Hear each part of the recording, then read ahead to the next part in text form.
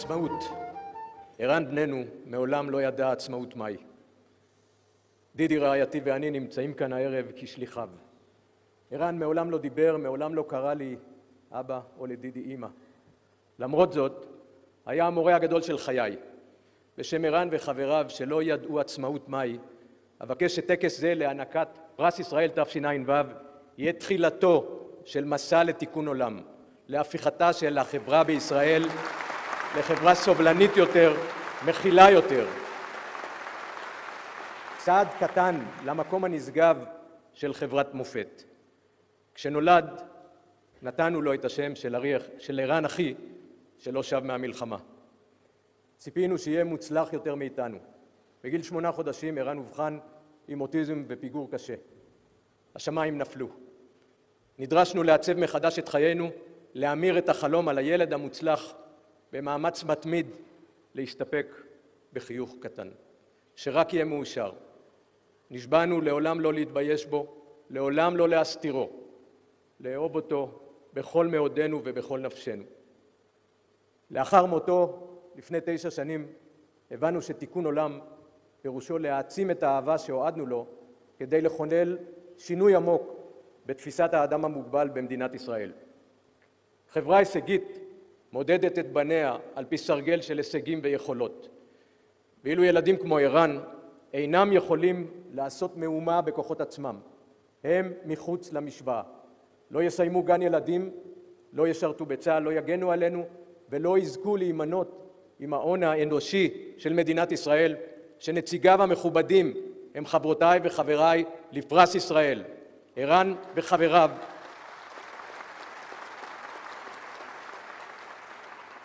וחבריו חסרי אגו וחסרי כוח.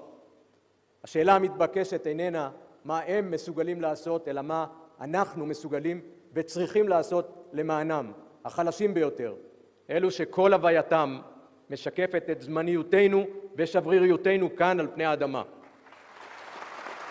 יועד להביא את צעקתם של ערן וחבריו לכל מקום כדי ליצור אתוס חברתי חדש, מודל שילוב אחר, מקום המעניק אהבה ובית חם לפגועים ולחלשים ביותר בחברה, לכל משך חייהם, ברמת החיים הגבוהה ביותר שאפשר.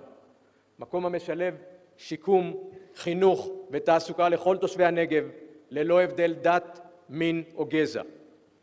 מקום אוטופי. מקום אוטופי שאהבת האדם מוקרנת ממנו בכל פינה. מקום שבו יהודים, מוסלמים ונוצרים חיים ביחד בהרמוניה גדולה.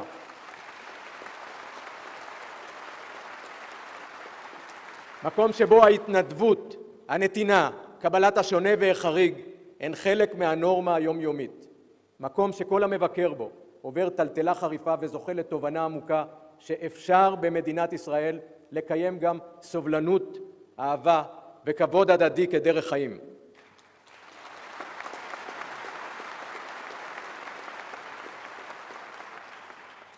פרס ישראל הוא הצדעה ליחידי סגולה הנבחרים. חבריי וחברותיי לפרס הם מופת אישי של מצוינות, שקדנות וכישרון. כל אחד ממקבלי הפרס הוא מקור השראה להצטיינות וחינוך בני נוער רבים.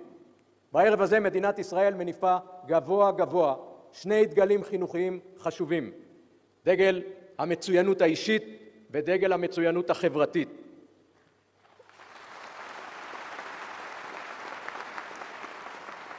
הון אנושי לבדו לא יוצר חברת מופת. לשם כך צריך ליצור הון חברתי המבוסס על ערבות הדדית ואהבת אדם המוקרנת בכל מקום. בגני הילדים, בבתי הספר, באוניברסיטאות, במגזר הציבורי, במגזר העסקי ובין נבחרי העם. כי על שנאת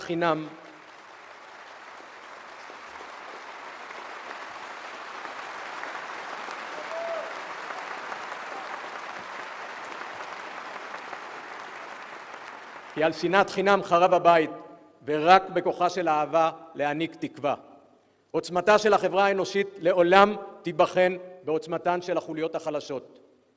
ככל שנדע להעניק יותר תקווה לחלשים בקרבנו, למשפחות שחרב עליהן עולמן, לנכים, לפצועים, לנזקקים, לקשי היום, כך נהיה חברה חזקה יותר, סולידרית יותר.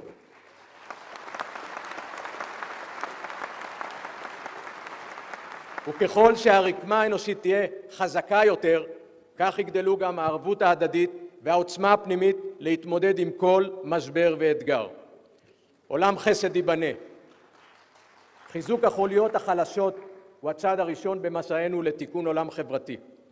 ביום שבו ילדים כמו ערן בננו, החלשים ביותר בחברה, יהפכו לעמוד הענן המוסרי שלנו, המנחה אותנו לפחות אגו, ליותר נתינה, ליותר התנדבות, ליותר עשייה למען הזולת, ליותר אהבה ללא תנאי, למען החלש והשונה. באותו היום נהיה אנשים טובים יותר וחברה טובה יותר. באותו היום נחזק את עצמאותנו ונהיה ראויים יותר להיקרא חברת מופת. מי ייתן ומעמד פרס ישראל תשע"ו יהיה בבחינת צעד נוסף להמשך עשייה אישית וחברתית, לקידומה של מדינת ישראל למעמד של חברת מופת.